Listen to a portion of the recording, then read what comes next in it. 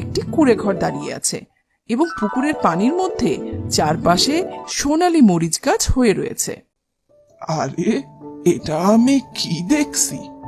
একটু আগেও তো এখানে কোনো কিছু ছিল না, শুধু সামান্য একটা পুকুর ছিল, কোনো মরিচ গাছ তো ছিল না।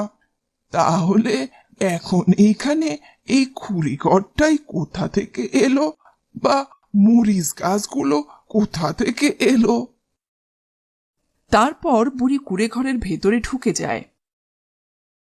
বুড়ি ঘরের ভেতরে অনেক অনেক খাবার দেখে।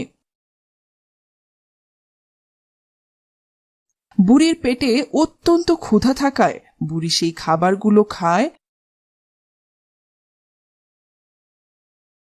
তারপর বুড়ি ঘর থেকে বেরিয়ে এসে পুকুরের চারপাশে ঘুরে ঘুরে সেই সোনালী মরিচ গাছ দেখতে থাকে। আরে, এগুলো তো সত্যি সত্যি সোনার মরিচ, কিন্তু সোনার মরিচগুলো এখানে এলো কোথা থেকে? বুড়িমা, এই মরিচ গাছগুলো তোমার, কুঁড়ে ঘরটাও তোমার।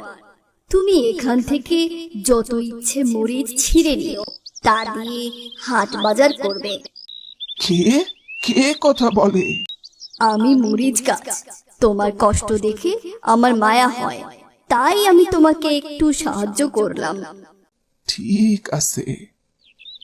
বুড়িমা, তুমি কোনো চিন্তা করো না, তুমি সারাদিন শুয়ে বসে থাকবে আর খাবে।